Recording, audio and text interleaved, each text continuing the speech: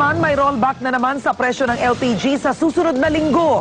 Ayon sa LPG Marketers Association, 50 sentimos kada kilo ang ibabawas sa presyo simula sa Lunes, Hulyo at 19. Una nang nag-rollback ang LPG nitong nakaraang linggo.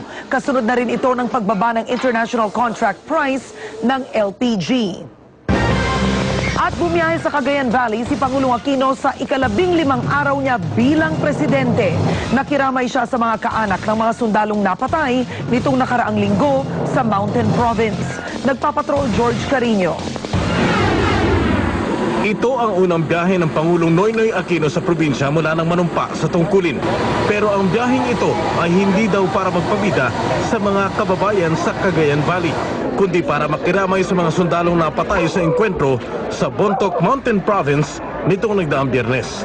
Sa isang simpleng bahay sa barangay Marana ng Ilagan, Isabela, nakaburol ang labi ni Sergeant Melchor Castro. Sa isang ina, masakit mawala ng anak at lalong masakit na hindi nakamit ng namatay na sundalo ang simpleng pangarap niya para sa pamilya. Dahil noong buhay itong anak ko, itong bahay niya ang problema niya. Gusto niya sanang matapos.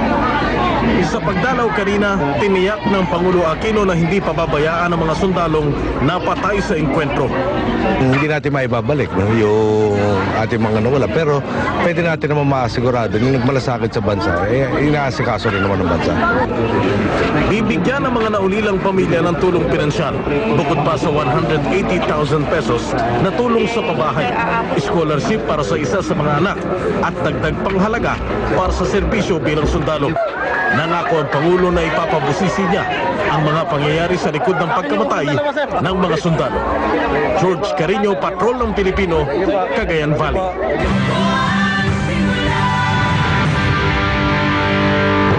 Wala na po ang bagyo pero hindi pa rin ang pinsalang iniwan nito. Kaya ang mga bayan patrollers tuloy po ang pagbabantay at pagkuha ng mga video at larawan. Nagpapatrol Sol Aragones. Mabagsik na hangin ang dala ng bagyong Basyang sa bansa.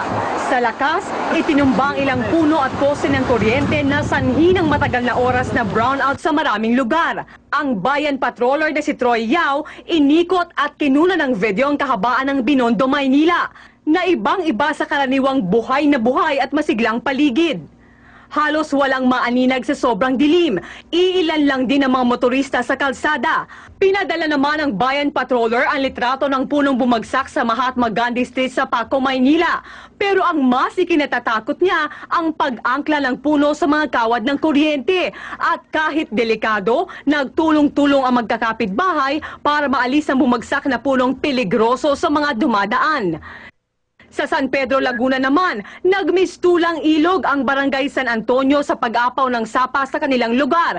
Kwento ng bayan patroller na si Darwin Caraan, sa tindi ng pagragasa ng tubig, pinasok na rin ng tubig ang kanilang mga bahay. Ayon naman kay Mayor Calixto Catakis, maguhukay sila para mapalalim ang sapa nang di na umapaw pang muli. Hiling ng mga residente gawin ito sa lalong madaling panahon. Sol Aragones, Patrol ng Pilipino. Nasa bagong kabanata ang ating bansa. Panahon na para simulan ang pagbabago sa ating bayan. Mga kapamilya, ano ang sisimulan niyong pagbabago? Pwede pong ibahagi yan sa Bayan Mo Ipatrol Mo. I-text ang i-report space pangalan, address, edad, gender at ang inyong mensahe. I-send sa 2366. Pwede rin mag-email sa ireport@abs-cbn.com. Kayo po'y maaaring maging bahagi po naman ng makabagong balitaan. Maaari niyong makachat ang mga anchors at reporters ng TV Patrol.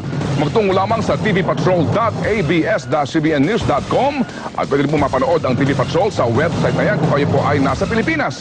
At siyempre po, mahanap pa rin ang TV Patrol sa Twitter. Nakuha ni Floyd Mayweather Jr. ang Fighter of the Year Award sa taunang ESPN SP Awards sa Nokia Theater sa Los Angeles, California. Dinaig ni Mayweather ang dalawa pang nominado na sina 7 Division World Champion Manny Pacquiao at UFC Champion George St. Pierre. Nakuha ni Mayweather ang award dahil sa kanyang tagumpay sa laban kay Juan Manuel Marquez at Sugar Shane Mosley. Ito na ang ikatlong SP Award ni Mayweather Jr. Noong 2009, nakuha naman ni Pacman ang Fighter of the Year Award ng SP.